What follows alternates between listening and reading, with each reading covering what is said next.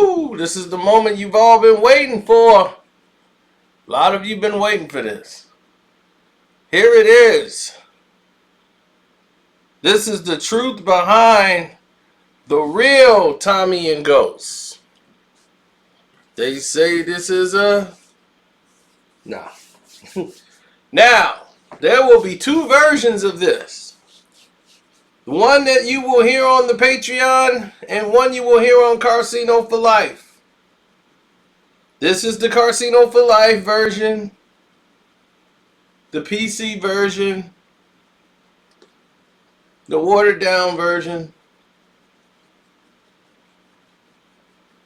For the listener. Where all my VIP Patreon members, you are in for a treat.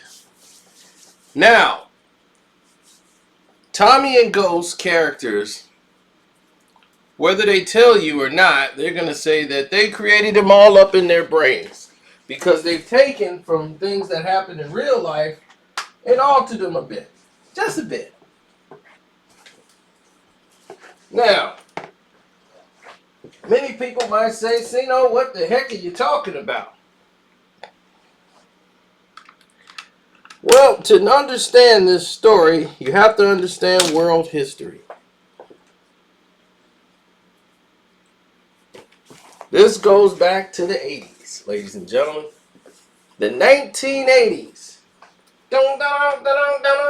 Scarface. Boom, boom, boom, boom, boom, boom, boom, boom, boom, boom. So anyway, Scarface is out. Everything is booming. The industry is a buzz. Everybody is feeling the magic. The Russians are in trouble though. Because now, New York is heavily watched by police. They got police everywhere. They're breaking up the Italian mobs. Everybody's fighting for territory. The Irish mob is fighting with the Italians. They're going to war back and forth, and it's making everything hot for business. They took in the war from New York all the way to Cleveland and back and forth. Now, the Russian mob is moving out of New York. Most of them went to Miami. Miami became a new little Russia. And Miami was popping. They would come off the waters. Everything they wanted was right there in Miami. Till Miami was becoming such of a hotbed, what they decided to do was starting to make new arrangements. Because Miami PD were too busy battling illegals who were coming from Cuba once Castro decided to dump all of his criminals and put them on a boat and send them to America. When he emptied out the prisons. As you saw in the movie Scarface. Hence the music in Scarface. And you're going to say, what does this have to do with Tommy and Ghost? Oh, I'm giving you the real story, buddy. This is what's really going on. So, that brings the war with the cartels and the people warring for territory, drug cartels, and what they call cocaine cowboys. All the war that's going on in Miami. All of a sudden, there's developments that's happening. And when these developments happen, people are like, that's pretty interesting. I never thought of it that way. There was a development that happened that was very shocking and took the world by storm. That's right. It took the world by storm. It took the entire universe by storm. The Cold War had ended. Russia was open. So if you knew anybody back in Russia who had access to weapons, helicopters, tanks, People were buying it and selling it. They didn't care. It was just sitting there. People, all the AK-47 rifles ended up in all the Saudis' hands. They were selling it to the Arabians. Bullets were being transported through war or whatever. They didn't care. It was a new market. It was a good way for Russia to make its money when the government had just basically shut down. Everybody was for self, and they didn't care what happened. Now, being that New York is too hot, the Russian mob decided to move up near Maine. Maine was an area that was pretty much open because of its territory. It was more suburbanized, more quiet, less police activity, police eyes, and you still could get to New York if you need to go to New York for something. So it wasn't that far away.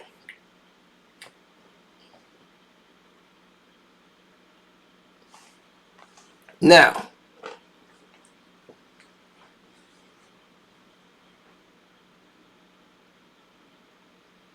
oh wow, she did hit me up.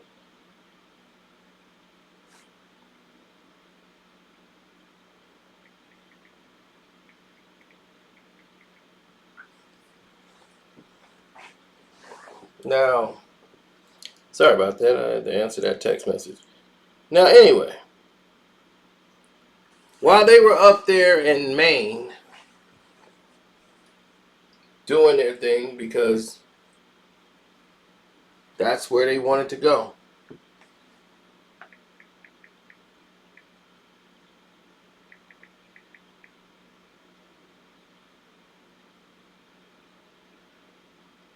Hold on.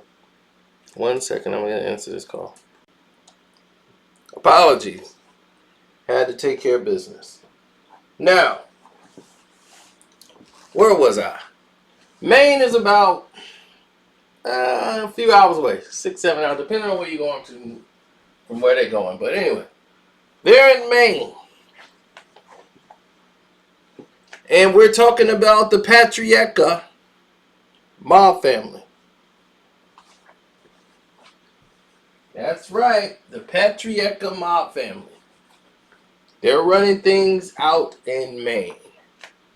And one of the children of one of the mob bosses, she decides to defy the family and marry a Greek guy who also had a Greek restaurant over in Maine. The patriarcha family told her that they would disown her for marrying this man. They did not like him. They did not like the Greek people. She did not care. She only defied, not only did she defy her mob family, she decided to take the Greek guy's last name. The marriage didn't work out. The Greek guy basically fled, and it was just her and her son to fend for themselves. Now, the son's name was Marcos. As in Marco's Pizza? No, it's not the same guy, but he named his son Marcos. Greek name.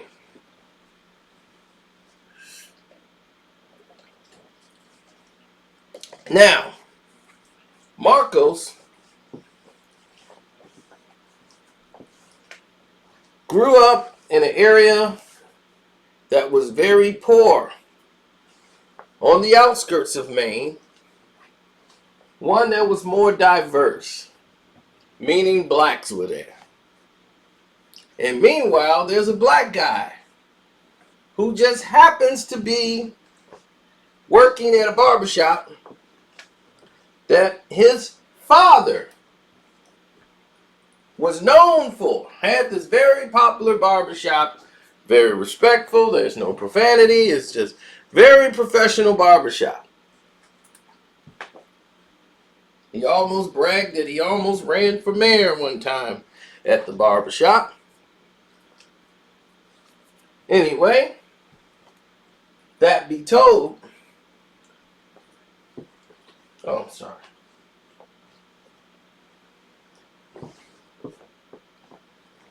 He was one of the best barbers, the son. As his father grew ill, the barbershop was left to his son. Of course, it was going to go to him. And he was going to run the barbershop. Now, as the son is going through high school, he friends Marcos, who's quiet, stays to himself, don't really consort with a lot of people at the school. He's new here. So these two make a union. So Michael and Marcos. Michael is the black guy. They become a bond. So Michael, Marcos, they start bonding at lunch. White guy, black guy. The new Tommy and Ghost. How did that become a thing? Well, goes like this. Marcos gets a visit from his mother's cousins from the patriarcha mob family, who are Italian and don't care that she's been banished and she doesn't mess with them anymore. This is their cousin and they haven't seen her in years, so they're checking up on her. They're there to see her, and they started introducing themselves. Now they're speaking in Russian. Marcos doesn't even know Russian. She never really taught him. He knows Greek, but very little Russian. They spoke in Russian to the mom. And they started to take Marcos with them to hang out, not to do any mob stuff or anything else. So that turned around, and then this is some stuff that we'll be talking about on the Patreon. But I will fast forward past all of that and move forward with the fact that Michael has an idea. He comes up with a genius of an idea and a plan. And he tells Marcos, since your cousins or whatever are involved in such and such and such and such, and we don't have to consort doing this in the barbershop, but you guys want to have your meetings and stuff, you can have it in the barbershop in the back. You know, in the back where we do the things, y'all can have your own meetings there and talk. And then we can, you know, hang out and do whatever. Just look like a normal day. So they like this idea. Even though the Russians don't like the black guy, Marco says, hey, that's my guy. Now remember, he's a high school kid at this point. And I had skipped past some very vital points that would lead up to where we are now. But just say he's a part of the mob. He's working with them behind his mother's back. All right. So Marcos is there helping them out because the cousins really came there to recruit him and try to get him under their wing because they were low in numbers due to some activity of people having to go to jail behind some activities.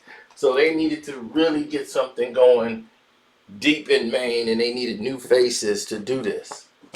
And since Marcos was someone that they hadn't seen around, his face isn't kind of known. It's not burnt up yet. So they basically was using somebody that they knew wouldn't be a cop, that they could trust, and his family. So, I'll explain how all of that happened on the Patreon. You're going to want to hear that. That's very key to this situation. So anyway, Michael comes up with an idea after listening in, after the barbershop closed, and they're in the back talking. Michael comes up with a plan and says, hey, I know what we can do.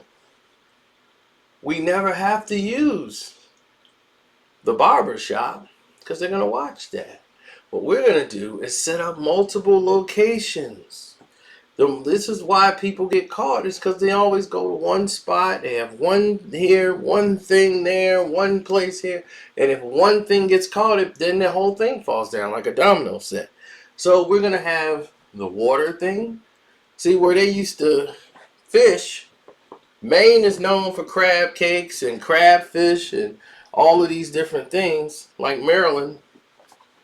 A lot of people near Portland and everyone fishing is their number one, import. So they're always boats on the water fishing. So they were able to move drugs. Instead of going through New York City, let it go through Maine.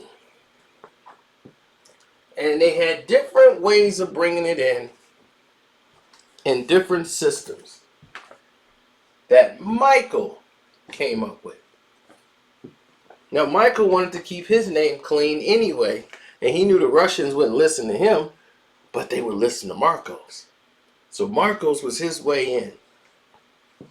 See, Michael is Ghost. Tommy is Marcos in this situation. But he knew they wouldn't listen to him. So he said, I'm going to use Marcos to be the guy. I'm going to tell Marcos all this information. He can get all the credit, and I'll get half the money with no risk whatsoever coming back on me. All I am is the whisperer. I'm the ghost. I don't even exist. And everybody thought Marcos was this genius, when the whole time it's Michael, the barber. The guy was cutting hair every day. And they're like, what? This guy was making $50,000 a week. Did you hear me? $50,000 a week. And no one knew anything.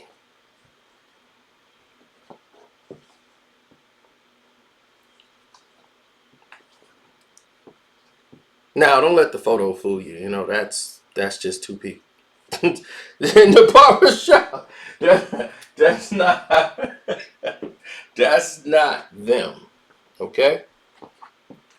Now, I heard they're making a movie about this. This was 2 years ago. And you get to find out more on the Patreon what happened. But this is how the Ghost and Tommy story really came about. So, to see it play out in Power was tremendous, because the characters are a lot different. Ghost and Michael are almost identical, but Marcos was never like Tommy.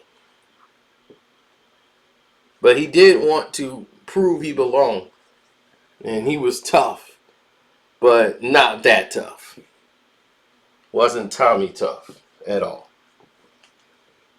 But his relationship with his mother, and the mother knew what he was doing and all that. She had no idea, but she kind of suspected.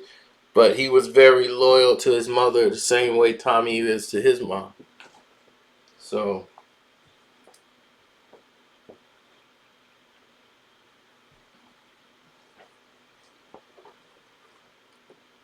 well, the rest will be on the Patreon. So you've heard this version. Don't forget to hit the like button, subscribe to the page.